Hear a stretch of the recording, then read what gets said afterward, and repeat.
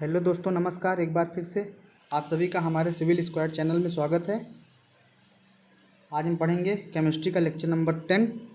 इस 10वें लेक्चर में हम पढ़ेंगे कि किसी यौगिक का मूलानुपाती सूत्र और आणविक सूत्र कैसे निकाला जाता है। यहाँ पे हम मूलानुपाती सूत्र का परिभाषा पढ़ लिए थे। उसके बाद प्रतिशत संगठन भी हम कल पढ़ लिए थे। प्रतिशत संगठन में हम क्या पढ़े थे कि प्रतिशत संगठन बराबर क्या होता है। किसी तत्व का अगर प्रतिशत संगठन निकालना है तो क्या होता है कि यौगिक में उपस्थित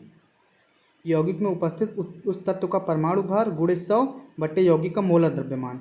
लेकिन क्या होता था कि जितने उस यौगिक में उस तत्व के जितने परमाणु होते थे, जैसे n परमाणु होते थे तो n गुणे यौगिक में उपस्थित तत्व का परमाणु भार हमारे परमाणु भार को हम W1 से डिनोट करते हैं, गुणे 100 बटे यौगिक का मोलर द्रव्यमान, बड़ा कैपिटल W। यही होता था फॉर्मूला प्रतिशत संगठन निकालने का।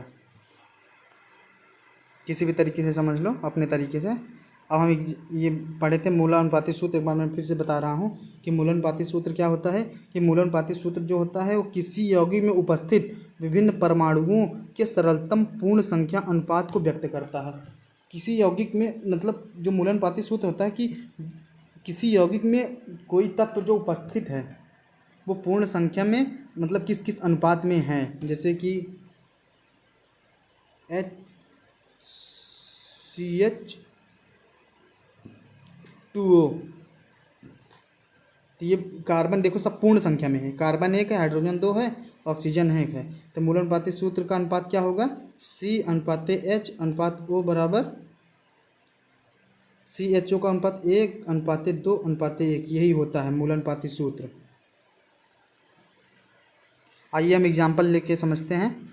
एग्जाम्पल को हम नेक्स्ट वीडियो में पढ़े भी थे कि किसी यौगिक में इतना प्रतिशत का हाइड्रोजन है, 24.27% कार्बन है और 71.65% क्लोरीन है।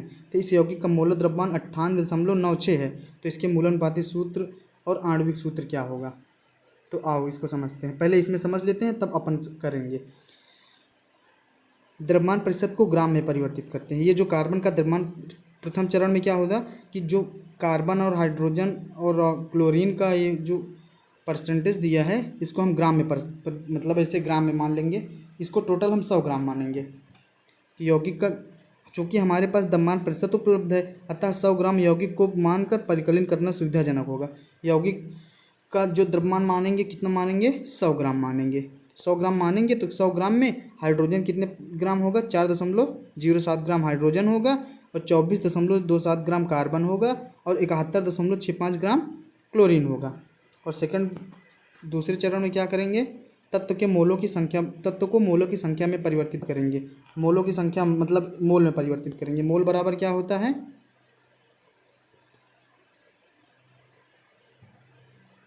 भार बटे अणुभार। तो हाइड्रोजन के मोलों की संख्या, हाइड्रोजन का भार बटे हाइड्रोजन का अणुभार। हाइड्रोजन का भार कितना दिया है, 4.07 ग्राम दिया था और हाइड्रोजन का परमाणु द्रव्यमान या अणुभार कितना होता है, परमाणु भार 1.008 ग्राम। तो इतना आ गया।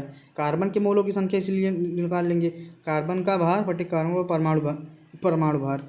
तो कार्बन का भार कितना दिया था, 24.27 ग्राम दिया था क्वेश्चन में। यहाँ पे देखो क्वेश्चन तो 24.27 ग्राम कार्बन दिया है ना, 27 ग्राम कार्बन दिया था। तो कार्बन का ग्राम बट्टे कार्बन का परमाणु भार, कार्बन का द्रव्यमान भार बट्टे कार्बन का परमाणु भार 12 होता है।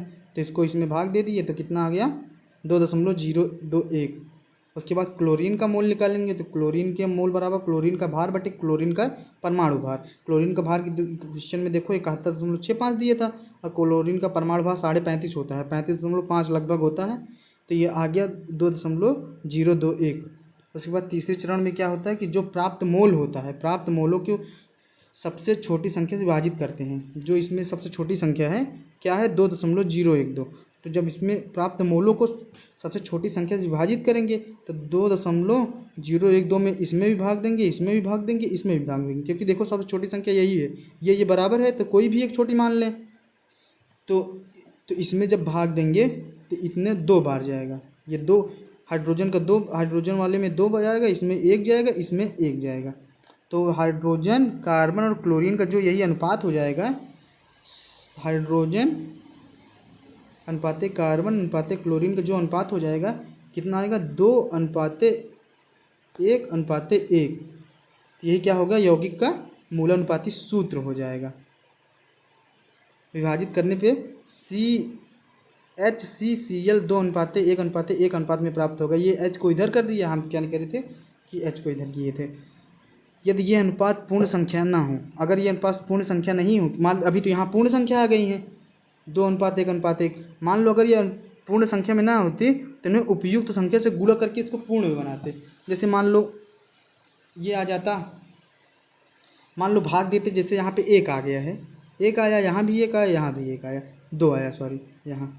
तो ऐसा कुछ होता कि यहाँ पे 1 आता, यहाँ पे 0.5 आता, यहाँ पे 0.5 आता। तो क्या करते, इसमें तीनों में हम 2 का गुणा कर देते। अब ये पूर्ण नहीं है ना, 0.5 पूर्ण संख्या तो है नहीं, तो इसको हम पूर्ण में बनाते, पूर्णांक बनाते।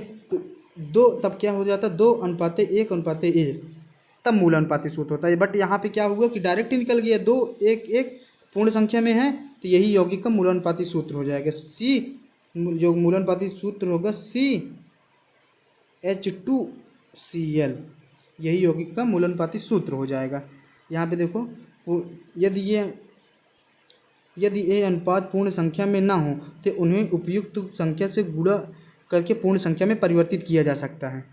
ठीक है। चरण 4, सभी तत्वों के संकेत लिखकर क्रमशः ऊपर प्राप्त संख्या के उसके साथ दर्शाकर मूलानुपाती सूत्र लिखते हैं। मतलब सभी तत्वों को लिख के उनके सामने जो आया, हाइड्रोजन के सामने 2 आया था, देखो इसको भाग देने पे तो हाइड्रोजन में 2 लगा देंगे, क्लोरीन पे 1 लगाएंगे और कार्बन पे 1 लगाएंगे। 1 लगाने का कोई मतलब तो होता नहीं है, क्योंकि 1 तो माना ही जाता है। तो मूलानुपाती सूत्र क्या हो जाएगा, CH2Cl। और आणविक सूत्र लिखना, आणविक सूत्र कैसे लिखेंगे, मूलानुपाती सूत्र का द्रव्यमान निर्धारित कीजिए। मतलब जो मूलानुपाती सूत्र आएगा उसका सूत्र द्रव्यमान लिखिए, मतलब इसका कि अणुभार लिखिए।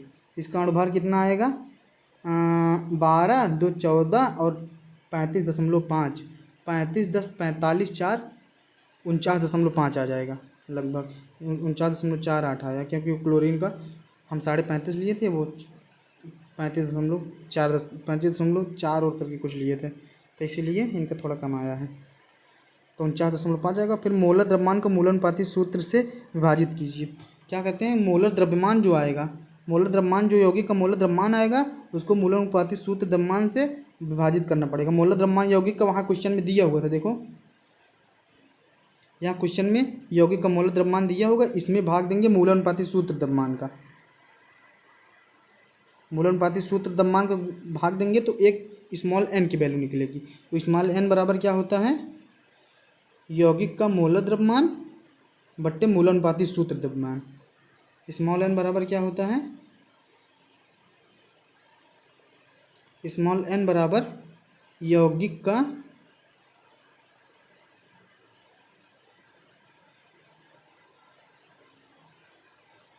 मोलर द्रव्यमान, जो क्वेश्चन में दिया रहेगा,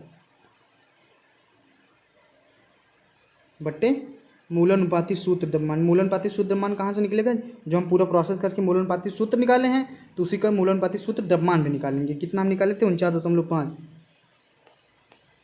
मूलानुपाती सूत्र द्रव्यमान, सूत्र द्रव्यमान, ये देखो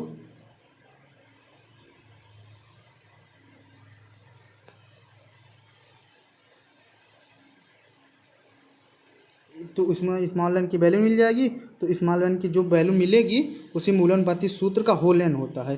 तो मूलानुपाती, तो वो क्या हो जाएगा कि आणविक सूत्र बराबर, इस सब को नोट करते चलो, ये फॉर्मूले हैं, इसी से आएंगे क्वेश्चन। आणविक सूत्र बराबर क्या होगा, इसीलिए मैं फॉर्मूले बना बना के बता रहा हूँ। बराबर क्या होगा, मूलानुपाती सूत्र का होल n, मूलानुपाती सूत्र का होल n। और n बराबर जो वैल्यू है कि n बराबर कितना आया, 2 आया, तो यहीं रख देंगे। तो क्या किए हैं कि देखो मूलानुपाती सूत्र क्या आया था, CH2Cl और स्मॉल n की वैल्यू 2 कैसे आई? स्मॉल n बराबर हम क्या किसे कहे थे, देखे थे कि स्मॉल n बराबर यौगिक का मूल द्रव्यमान कितना था, 98.96 क्वेश्चन में दिया गया है, बटे 49.5 ये मूलानुपाती सूत्र का मोलर द्रव्यमान है। इसको काटेंगे 2 आएगा, 2 बार जाएगा, तो यही n बराबर क्या आ जाएगा, 2। n बराबर 2 आ जाएगा। तो फिर मूलानुपाती सूत्र बराबर, अभी हम फॉर्मूले कहते हैं कि आणविक सूत्र बराबर मूलानुपाती सूत्र का होल n। तो मूलानुपाती सूत्र क्या निकाले थे, CH2Cl, इसका होल n का मतलब 2। तो आणविक सूत्र बराबर कहा आ गया, क्या आ गया, CH2Cl का होल ट्वाइस, तो आ गया C2H4Cl2। ये हो गया आणविक सूत्र। तो ऐसे ही निकाल लेंगे। चलो इस क्वेश्चन को एक बार हम फिर से करते हैं।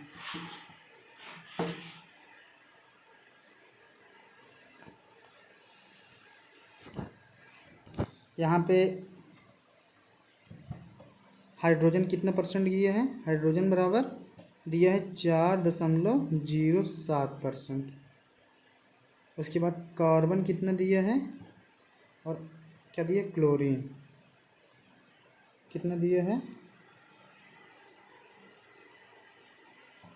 क्लोरीन दिया है 24.71, कार्बन दिया है 24.27%, और क्लोरीन दिया है 71.65%। कार्बन बराबर दिया है 24.27%। हाइड्रोजन दिया है 4.07%, और क्लोरीन दिया है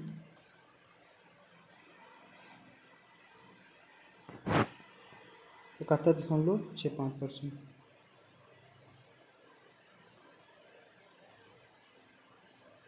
तो सबसे पहले वाले चरण में हम क्या पढ़े थे कि सभी का मोल निकाल लेंगे, नहीं सॉरी, सर्वप्रथम पहले हम जो परसेंट से इसको ग्राम में देंगे। तो कार्बन का हाइड्रोजन का कितना ग्राम हो गया, 4.07 ग्राम हो गया, और कार्बन का हो गया 24.27 ग्राम हो गया, और क्लोरीन का हो गया 71 दशमलव क्या था 76 ग्राम, 65 ग्राम।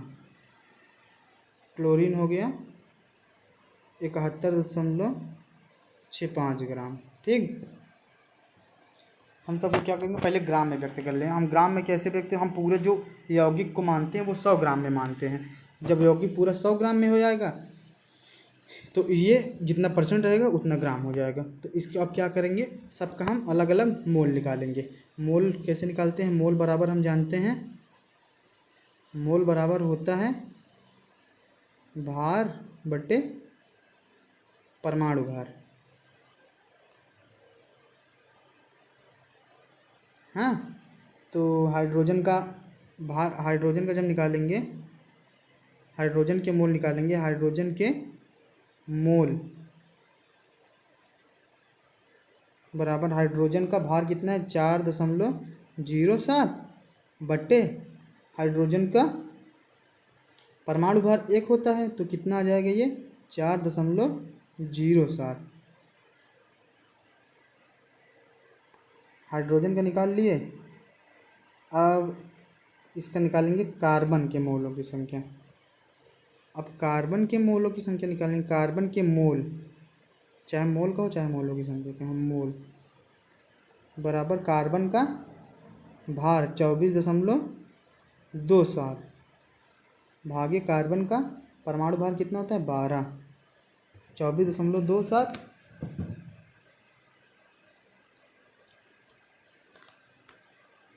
भागे 12 बराबर है 2.2, बराबर आ जाएगा कितना 2.022 बराबर 2.022। अब निकालेंगे क्लोरीन का परमाणु भार, क्लोरीन के मोल, क्लोरीन का मोल निकालेंगे। क्लोरीन का वो कितना दिया था, द्रव्यमान 71.65। तो क्लोरीन के मोल क्या होगा, 71। क्लोरीन का भार 71.65 भाग्य क्लोरीन का परमाणु भार 35.5। तो 71.65 भागे 35.5 बराबर कितना, 2.01 बराबर आ गया 2.01।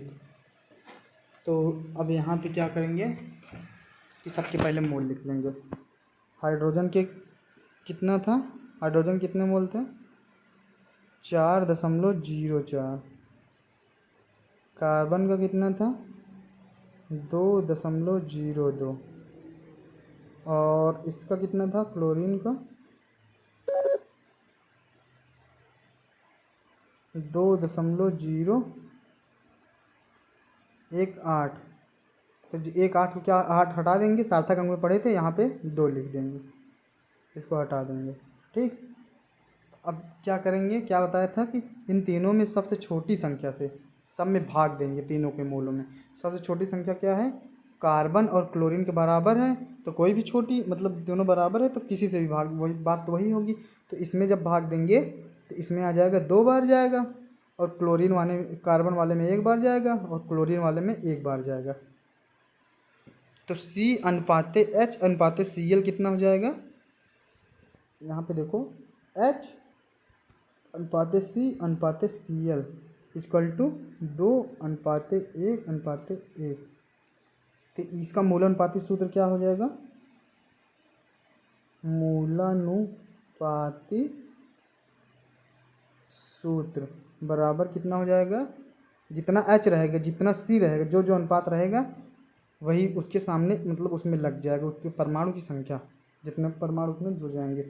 तो CH2C क्या होगा, CH2Cl, क्योंकि 2 हाइड्रोजन का अनुपात था ना, हाइड्रोजन 2 था, कार्बन 1 था, क्लोरीन 1 था।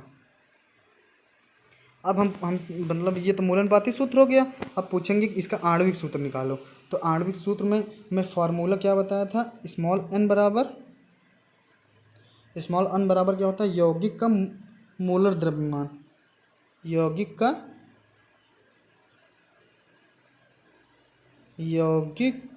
का मोलर द्रव्यमान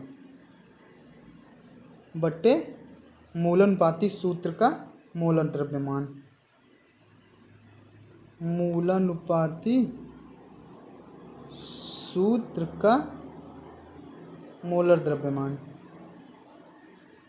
तो मूलानुपाती सूत्र का मोलर द्रव्यमान, मूलानुपाती सूत्र क्या आया था, CH2Cl। तो इसका जब मोलर द्रव्यमान निकालेंगे कितना आएगा, कार्बन 12, हाइड्रोजन 2 गुणे 1 प्लस क्लोरीन 35। तो 12 2 14, 35.5। तो कितना हो जाएगा, 35 10 45 4 49.5 आ जाएगा। ये मूलानुपाती सूत्र भार कितना आ जाएगा, मूलानुपाती सूत्र भार बराबर आ जाएगा 49.5। ठीक है, तो स्मॉल n बराबर फार्मूला क्या होता है, मोलर द्रव्यमान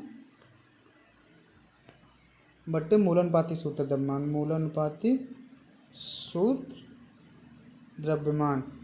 तो यहाँ से n बराबर क्या होगा, मूलन द्रव्यमान हमें देखो क्वेश्चन में दिया होगा 98 यौगिक का मूल द्रव्यमान 98.96। तो 98.96 भागे 49.5, ये 2 बार जाएगा, लगभग 2 बार जाएगा, क्योंकि वहाँ पे हम पूरा दशमलव में उसका परमाणु भार जो रखे थे कार्बन का, पूरा दशमलव में नहीं रखे थे, इसीलिए थोड़ा बहुत कम ज़्यादा होगा एक आध पॉइंट में, लेकिन लगभग 2 के बराबर आएगा। तो स्मॉल n बराबर क्या हो गया, स्मॉल n बराबर आ गया 2, स्मॉल n बराबर 2 आ गया। तो आणविक सूत्र बराबर क्या होता है, आणविक सूत्र बराबर होता है मूलानुपाती सूत्र का होल स्मॉल एन, यही जो एन की वैल्यू आई है। तो स्मॉल मूलानुपाती सूत्र क्या था, CH2Cl का होल एन बराबर 2 ट्वाइस। तो CH2Cl CH2Cl का होल ट्वाइस C2H4Cl2, यही क्या हो गया, यौगिक का आणविक सूत्र हो गया। तो मुझे लगता है कि अब आप लोग निकाल लोगे बहुत आसानी से, कुछ दिक्कत नहीं है, एक एक स्टेप करते चले जाओगे, सब समझ में आ गया होगा मुझे लग रहा है। कोई ज़रा सा भी टफ नहीं है, कठिन नहीं है, आराम से पढ़ते रहोगे आ जाएगा। इस पर कल अपन एक क्वेश्चन भी और करेंगे। ठीक है, थैंक यू।